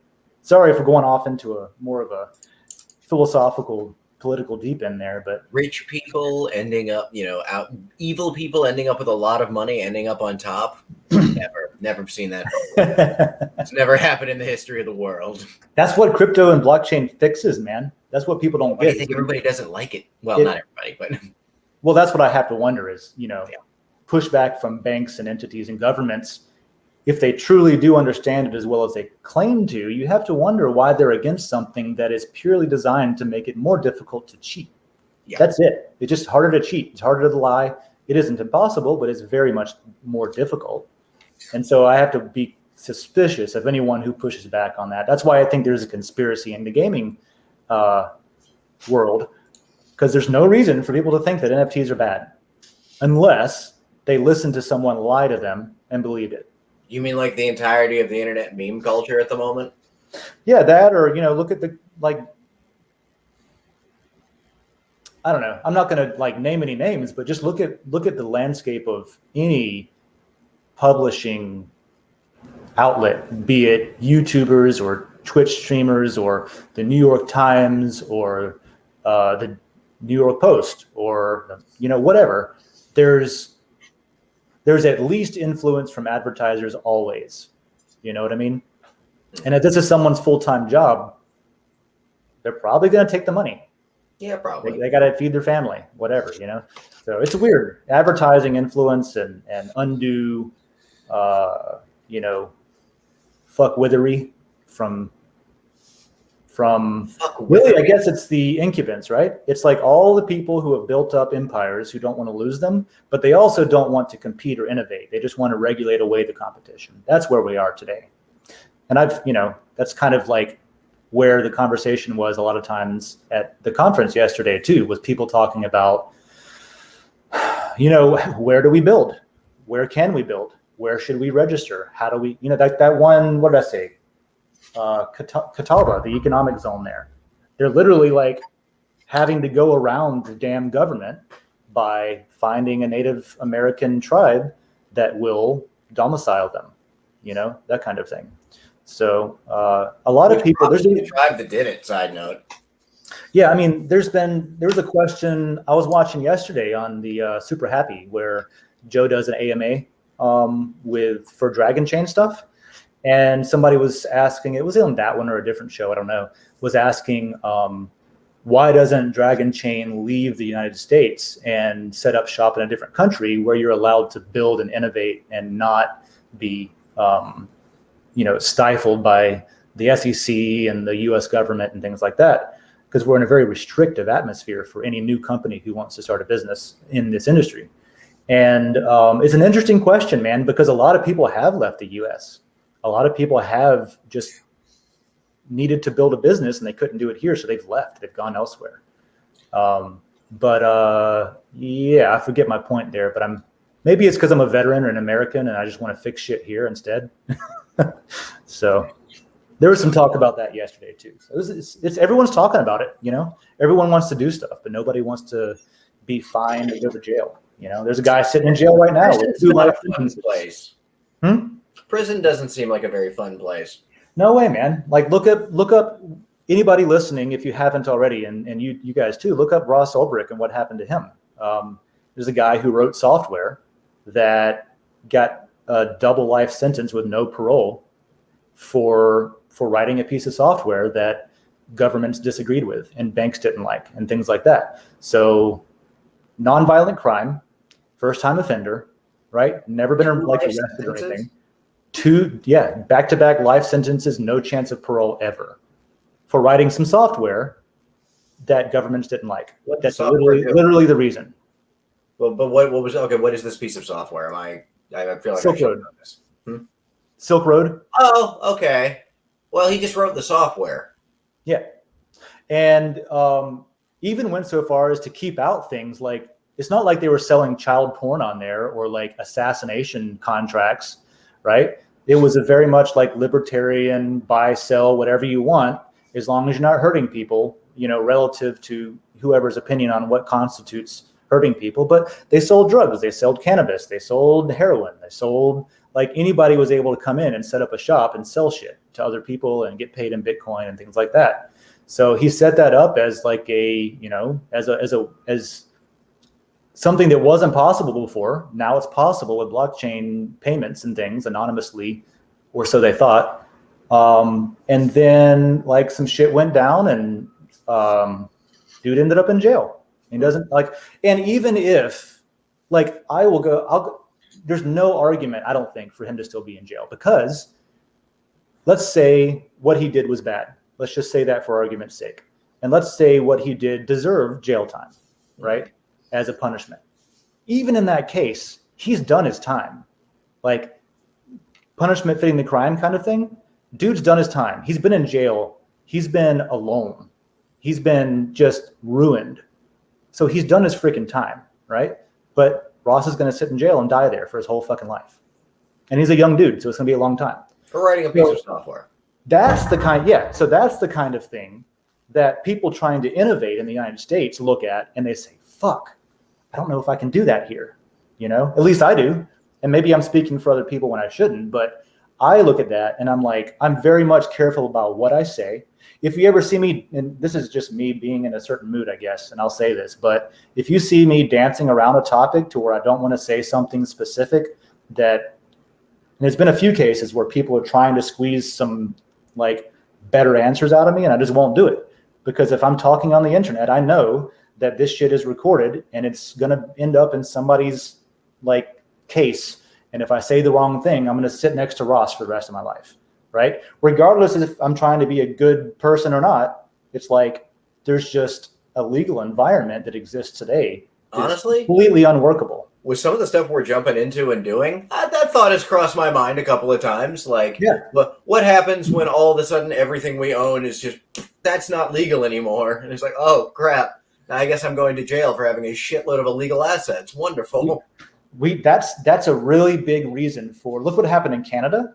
Regardless of how you feel about the truckers in Canada, look what happened when people donated to a cause on an official donation site, right? There's a GoFundMe where people were donating to truckers so they could buy food and fuel and, hey, keep fighting the good fight, So they implemented a war power. They implemented a freaking war power. Which is amazing. Not good, but amazing. Not only to block those payments, but they went after people who made the donations and turned off their bank accounts. Like, not just the people that were donated to and the truckers and all that, but any citizen or anybody who like donated to them, their assets were taken and then they were traced and their bank accounts in some cases were disabled. And the same thing is happening with the Bitcoin blockchain. People that are sending them, once that happened, everybody woke up a little bit and was like, oh, that's why Bitcoin exists. Shit, because they can just push a button and now I don't have any money anymore. Exactly, yeah. And this is a good topic for this Thursday too. We're doing central bank digital currency as a rise, like that's happening. Like the central bank is making their own cryptocurrency for the US. And so great.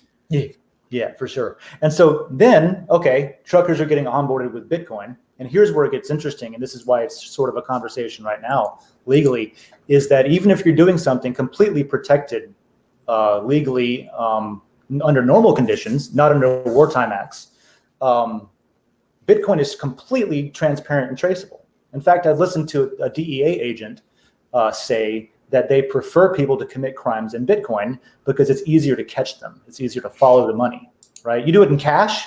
I give you cash, done. You can't track that cash back to who gave it to you, right? But you can with Bitcoin. So privacy coins recently super popular because you can't do that. It's like cash. Monero, Zcash with some maybe caveats. Pirate Chain, we showed the picture of the Pirate Chain graffiti. That's what they're doing is fungibility. Just means you can't track where it came from. You have it, that's it. It's a bearer token. You have it, doesn't matter where it came from. So that's how I'm seeing people, luckily, in US lawmakers that I follow and stuff, I see things being talked about like, if we do a central bank digital currency in this country, in the United States, it needs to not be like the one that China's building, because that's a surveillance state tool, right? Where you can turn off people's ability to even buy if you don't want them to buy a certain category of items, if you have a central bank crypto, they can say, oh, you can only buy things that we deem are necessary, like food and like things like that. You know what I mean? So putting control of everyone's money into a central authority, it defeats the purpose of cryptocurrency and blockchain. Luckily, there are people there are lawmakers today that have been, Bitcoin pilled, orange pilled, whatever. And they're saying things like, if we do that here, it needs to be identical to cash, paper cash. It cannot be a non-fungible token, right? It cannot be something that's traceable. Like businesses just won't do business in a currency that can get them in trouble, right? I mean, you can accept a privacy coin. As a business, you can accept a privacy coin without worrying about where that person got it from, right? It might be $10 or $5 for a coffee, and it could get you in trouble if it came from somebody that's bad, right? So that's where I believe the world's that's where we're going. We're going into true fungibility.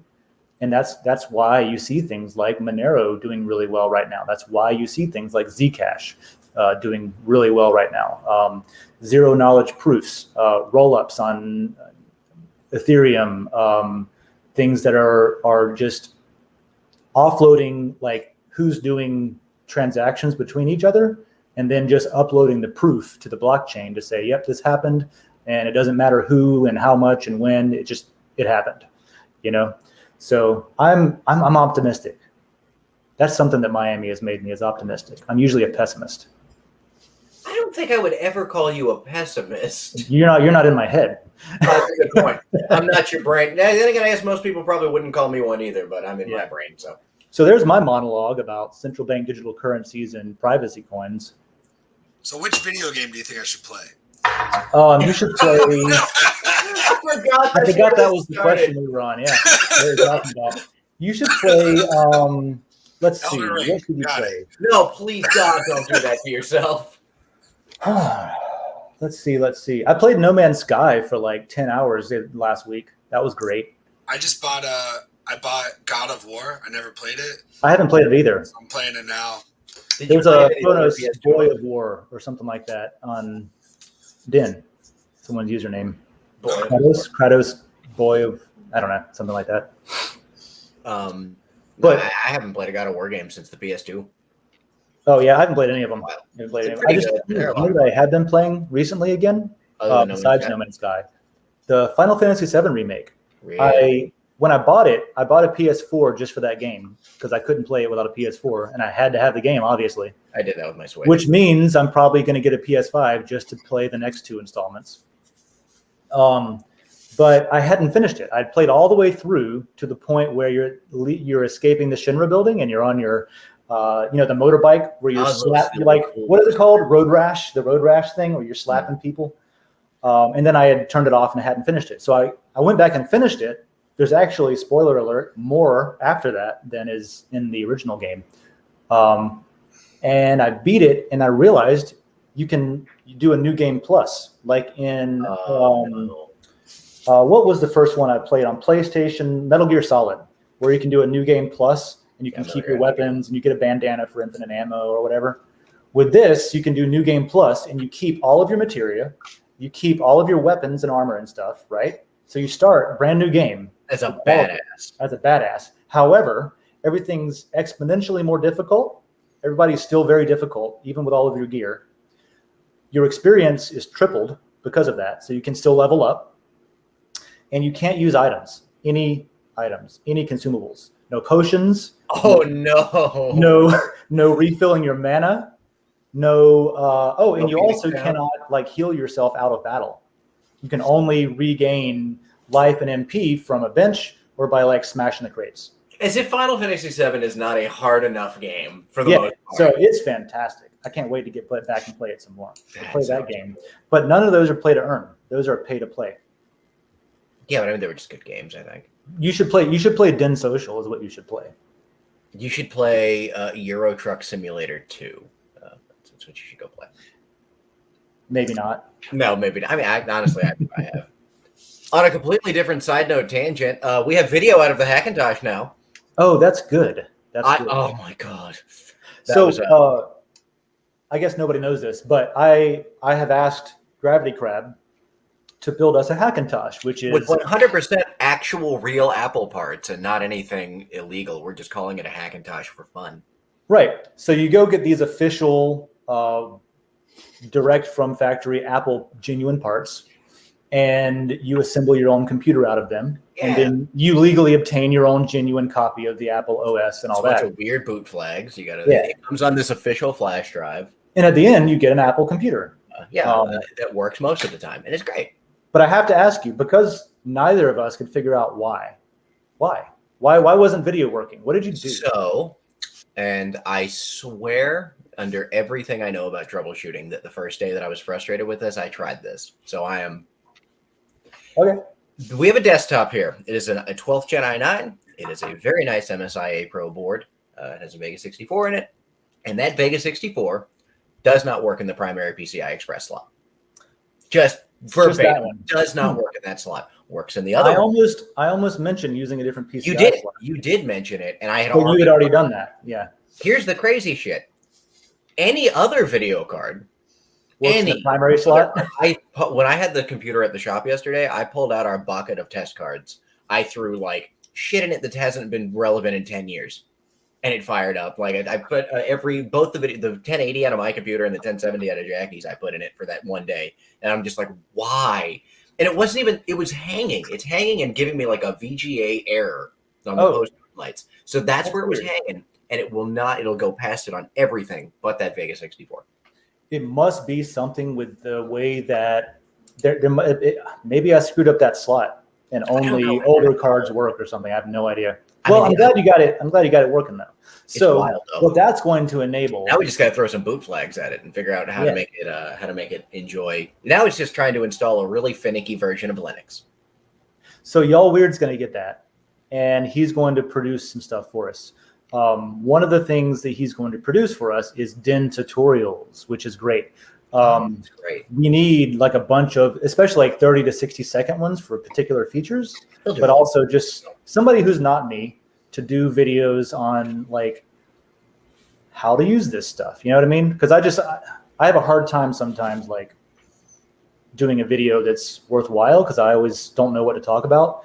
But Y'all Weird has a good way of like, he came into it after I convinced him to, so he has a better perspective, I think, on what the like sticking points and what needs a tutorial than I do. So he's going to be cranking those out as soon as you get that wrapped up and he gets it.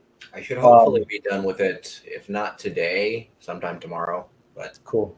With any luck, this year, sometime. This year. So by the next. So what is it? Mid-April now? No, it's the beginning of April. So by the end of April, hopefully, he'll have pumped out some tutorials and stuff for us. So that'll be great. Just admiring it. It's a really nice build. It came out better than I thought it would, especially now. Well, it looks kind of weird now that the GPU is lower than it was, but whatever. Since I'm having issues where I am right now is like connecting to the internet, can one of you bring up your share your screen and just let's go through some top posts and a couple of layers. We have about 10 minutes left, so Yeah. I want to at least sort it by the flame at the top of the thing there. So stuff that people have already voted on, so it's already like not going to be spam. And if you could both do that, let's highlight a couple of things. And I'll go ahead and pull my screen up then, because we've got the best graffiti in the world to start off with, which is always cool. I'm not going to try it because I feel like I'm in a good spot and I don't want to jinx my connection by adding another window and workload to it. Yeah, don't break that. Emma, I love you, dear, but no. So let's see. We have I think you got to push a button. Yeah, dude. We have LCP is open for proposals this week too, by the way, since we're going into the different layers and stuff. So if you see something that is not in the list of layers to vote on, then this is the week where you can propose your own. I thought about proposing. What was I talking about earlier? I was thinking about doing it today on the show, but I don't want to screw up my connection right now by trying to do useful things. Let me just look. I was talking to somebody this morning. You guys go ahead and take it. I'm going to look for something. You got John up here. Do we want to go through the LCP and just see what people are suggesting? If there's any proposals yet, it just opened up, I want to say yesterday, so there might not be any proposals yet. So check on that and see. There's a couple. Okay, yeah, let's look at them. I want to see. You commented on one of them. Did I? Which one was it? Military equipment. Military equipment. That would be cool. I commented on that? Yeah, unless there's another distant. No, it was me. That is you. This was 18 hours ago. Yeah. So yeah, that's the one. I wonder if I can do Well, that's cool. that. Well, I can't find it now. I had a great idea for a layer, and now I can't find it. It's gone from my mind. It's left the memory banks. Just like that comment that you said I'd laid on that. So what is this? 15 hours ago? So yesterday? 18. Yeah. Military equipment. What did I say? Nice photo. This one should be interesting. Okay. Anyway, let's read it. What is the proposal? I can't believe that I just completely. I wasn't even on drugs or anything. I did hit the. I didn't hit the on drugs or anything. Oh, you know what? That is right. That is after I hit the blunt for the Dow at the blunt Dow thing. Oh, I forgot about that. So maybe I don't remember. So let's see. What are you doing, John? Stop that. Military equipment. He's doing an accordion thing. He's trying to show off. This will be a place for fans of military weapons and those who like military equipment. This layer covers all topics related to military weapon and equipment, formations. That'll be cool for cross-posting into history layer too, I think. And the guns layer. And the guns layer. Once I'm that gonna post a bunch of airplanes in here now. There's actually 2 different guns proposals. Did you see that? There's not even just one. There's 2. Someone didn't see that there already was one. Yeah, and you'll be able to you can cross post to a lot of stuff, even vehicles or cars and shit that. Yeah. Humor. I don't know. I'm curious, what feature, speaking of cross posting, that's one of the features that once we get DMs and group chats and get some extra features into the layer chats that we have right now, there's going to be a proposal to reprioritize what the next feature is, right? And so I'm torn because I want cross posting a lot. That might be the one I vote for next, even because I have a lot of reasons to do it. Even just like in Gainesville, there's things that people post that they're doing in Gainesville, which obviously is going to be in the Gainesville layer. But if it's music, you can cross post it to the music layer. Or if it's art, like painting, you can cross post it to the art layer. So cross posting, but there's also stuff like being able to sell your lot directly for Matter on the platform. Yeah. What features would you guys want? It's still cross-posting. I think that's just going to be a useful feature, blanket across the board. Yeah, and it would be built in to where when you post, you can just say, I want these layers to be cross-posted into. Maybe there's an additional cost for that in energy, I don't know. But then also in a way that other people could come behind a post and say, oh, you know what? This one was not cross-posted, but it would fit very nicely into this other layer. So then another person could cross-post your post into that layer. And if it does well, the person who did the cross-posting gets rewarded. And then I think it would help the OP as well. But if it did poorly, if somebody like sent the cross post just as a malicious spam or something, it doesn't affect the the OP's rep. It only affects the cross posters rep. See, that's good. Yeah, it'll be a very thought out, like officially supported. I'm sure it'll also affect like the original poster will get something out of it. I mean, they would have to. They wrote it. Yeah. Probably. So yeah, this will be cool. I could do a lot of posts and commentary in this one. I'm sure that's why I commented on it yesterday and don't remember. But I was in for a decade. I was in the military, so I've got opinions about military equipment. Oh, you can post all kinds of cool stuff about ships. Yeah, ships. Actually, probably now that I think about it, I don't think I've ever grilled you on just ship knowledge. Yeah, no, I've got my surface warfare certification, so I had to learn everything about every system on the ship. How do you have a plank too, don't you? You're a plank holder. I am a plank owner of the DEG-94 USS Nitsa, because I was in the shipyards and we actually moved in.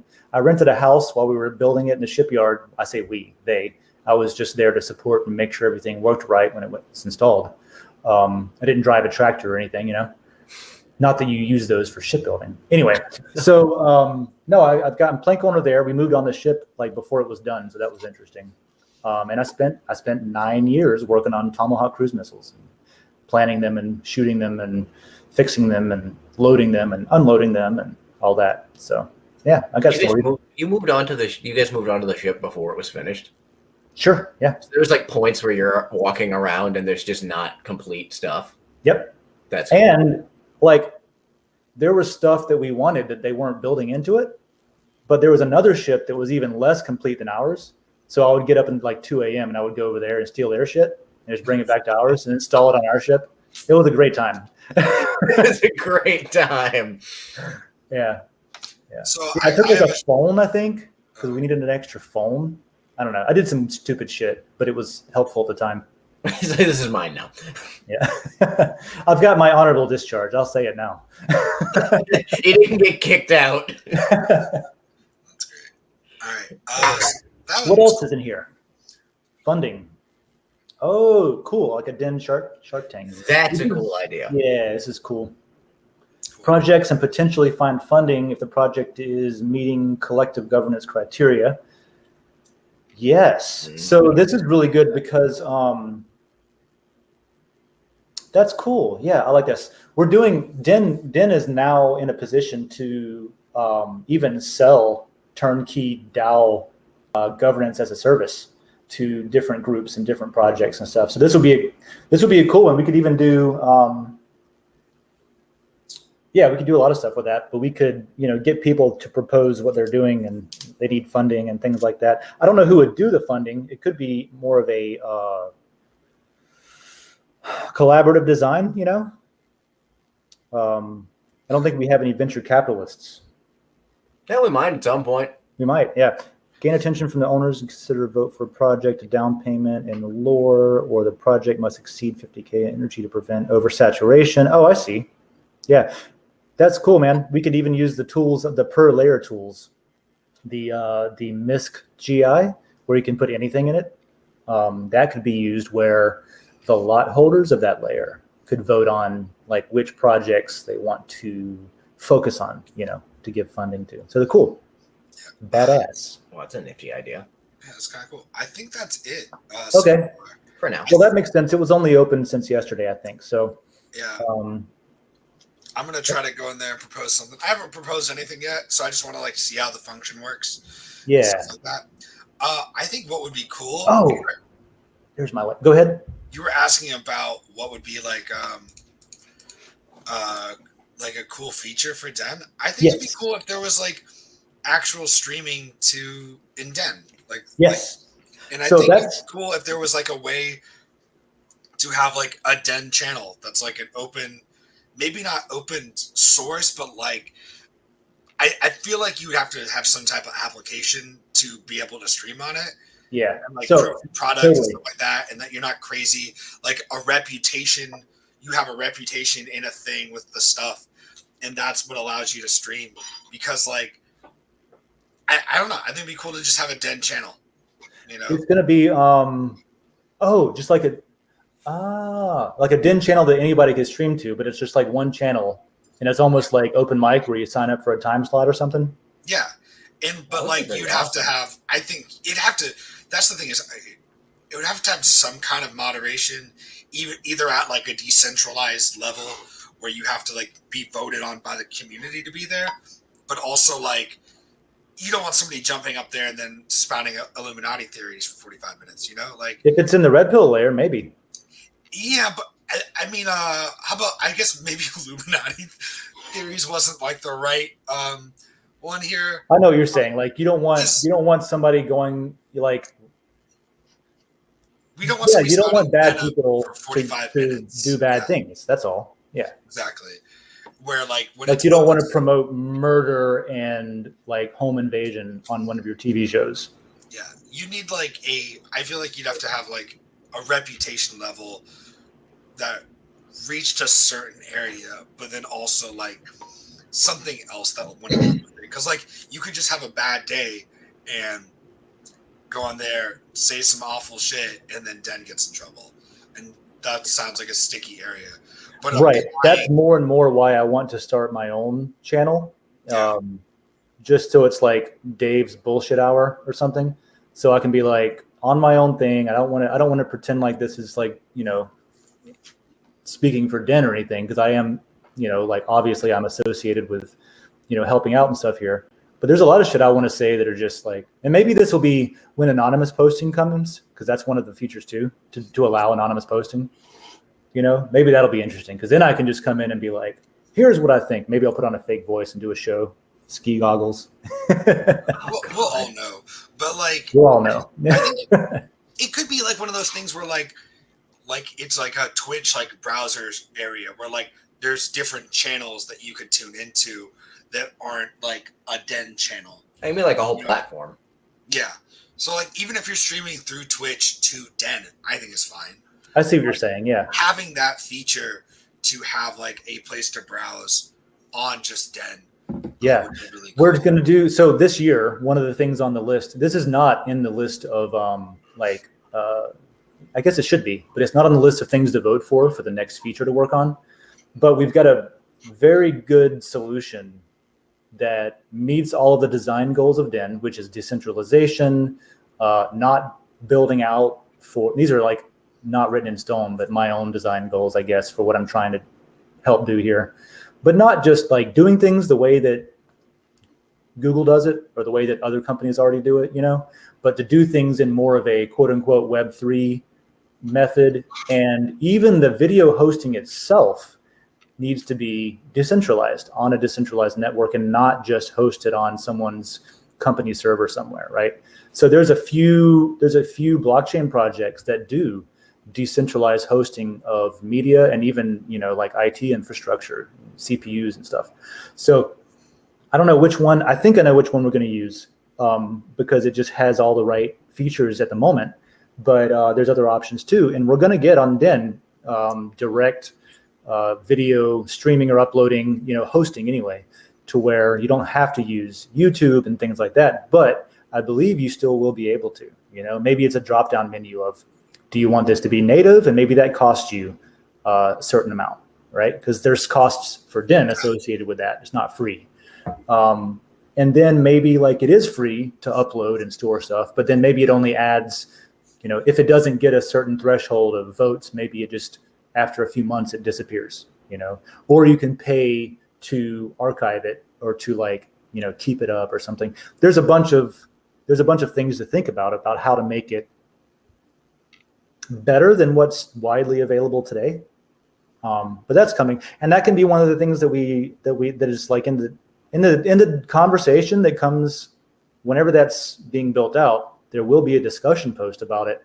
And so make sure that you pitch in with like that idea about having a Den channel, because that could be made into even a layer where the governance tools are used. Anybody who wants to do a show can come into that layer and propose, hey, I want to be on the thing and this time slot. And then everybody can get together and talk about it. What's your thing? Give us an example. Do you have a pilot episode for us? Sort of like the Shark Tank thing that somebody was just talking about. And then you could use the governance tools in there to vote on as a community, which idea gets maybe even funded if the person needs to have, some equipment to get started or whatever.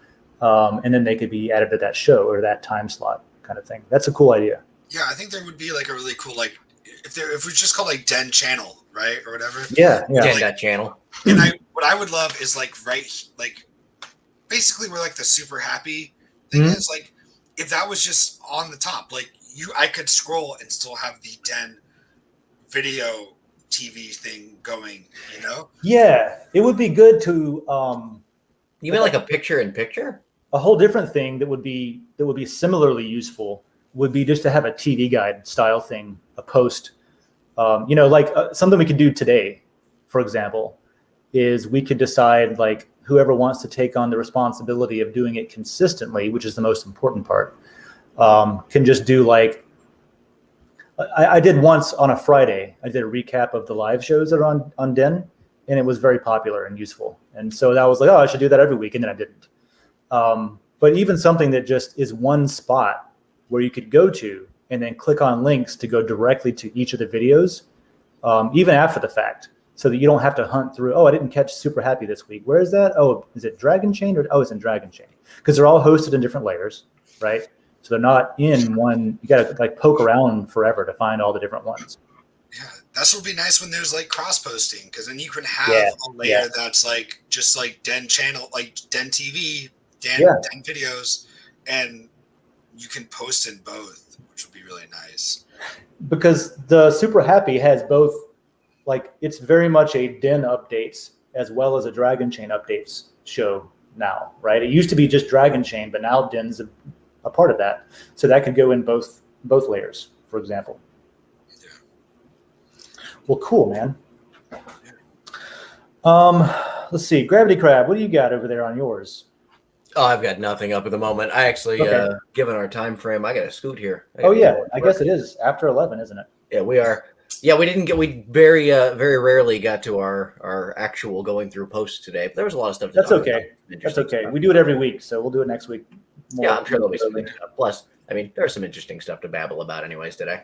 And if you want to learn how to post a thing, here's how to do a stuff. Oh, there's one. By MB Crypto. Let's see. What is that? Oh, yeah. Here's one. We didn't see that a minute ago. Tutorials. This would be a great one for all the Den toots to go into. That would be awesome. A layer for just people to post tutorial stuff. Mm-hmm. Yeah. Not just for Den, just for stuff. Just for stuff. Yeah. Photoshop, GIMP, like whatever, Adobe After Effects, tutorials on how to clean a rifle. I don't know. Whatever that weird thing that you spent like 7.5 hours troubleshooting was, and then you can, post a thing so somebody comes and finds building a Hackintosh. Yeah. Oh God, don't remind me. It'll be fine. It'll be fine. There you go. All right, cool. Yeah, Right. I guess I gotta go do stuff. I don't have to, but I'm gonna. So I guess I gotta go do stuff. Thanks for the chat. I'm glad that it was only the beginning that I was like in and out. I'm glad things held up on your end. Also, it's we have to make a point. I have to say something about the wallpaper again. Now that you genuinely look like you're in the. Other than me, I'm sure everybody has seen Scarface before. Yeah. Oh yeah. Excellent film. You look like you're in the hotel where Tony's buddy gets all. I'm in Miami. You're in Miami. Yeah. If the beach is out your window, like don't. If you hear noises next door, don't go there. No, this was this building that I'm in. I don't think it was this way when I was here last year. I think it's been remodeled, stripped, rebuilt into a bunch of different Airbnbs, like 8 of them. And it surprised me because it's all of this like recently redesigned and modernized stuff, but it's got wallpaper, fresh, new. I'm going to go with wallpaper. I just haven't seen that this decade. Okay, so it's probably the newest wallpaper you've ever seen. Is it like crisp? Yeah. Here, let's go over there. Let's go over there real quick. I will say it just looks like the bathroom at Madrina's. That's what it looks like. It does look. There's me, and there's the wallpaper. Look at how perfect it is. Not even full of like 10 to 15 years worth of cigarette smoke. Not yet. Like you slowly sliding into frame there. Yeah, I don't know if anybody likes wallpaper, but apparently somebody thinks it's back in style. They might be right. Wallpaper over there is the same. Yeah, nice little room you got there. Yeah. It's just like a little studio. It's not bad. All in one room. Here for a couple of days. I always like when people are in little hotels and stuff. It's cool to see where people are staying when they're not home. Yeah. There's something fun about a hotel room. Well, hey, man, thanks everyone for chiming in who did. I'll go in and tip those out with Matter. And let's see. What else? Anything to put out? No, I think we're good on that regard. I'd like to plug being nice to your neighbors. You know, you gotta live next to them. Might as well be nice to them, unless they're pieces of shit. Unless their name's Bill. Oh god, fuck Bill. Unless your neighbor is a college student who has a dog and puts their dog now on the back porch, so she doesn't have to hear the dog bark, but we all get to hear the dog bark. I have a neighbor like that. She says she brags. Well, I shouldn't talk shit. Sorry. Oh god, that's probably not a good She's thing. a nice mate. She's a wonderful, nice person. I love her to death, but she brags about being a dog trainer, obedience trainer, and her dogs are terrible. Every time I hear her say it, I'm like, really though? It's like, are you? Well, she just doesn't bring work home with her. She just doesn't bring work home with her. No. That's all it is. No, she doesn't bring that's respectable. You're right. That's respectable. She's really efficient with that one. You work at work, baby. There you go. All right. Well, have a wonderful morning. I'm chiming out now. All right. I'm going to go see what's up at Shitcoin Conference. Have a good one. Let's go ahead and end the show. Bye, Gravity Crowd. Let me know how the conference stuff goes. I'll be on session. I will. Yeah. I'll take some more pictures, maybe some more interesting ones than I had today, and I'll share them on Den and all that stuff. And otherwise, I'll say happy day, happy week. Thanks for being valuable denizens. And I don't know, come check out the governance call tomorrow, because we talk about a lot more Den stuff. And it's a good place to get your ideas in, and it's a good place to talk live with Joe too about, engineering stuff on the back end and things like that. So those are Thursdays at 3 p.m. Eastern in the Den DAO layer. All right. So bye, y'all. Have a good one. And here is Y'all Weird's awesome Enter the Dragon commercial.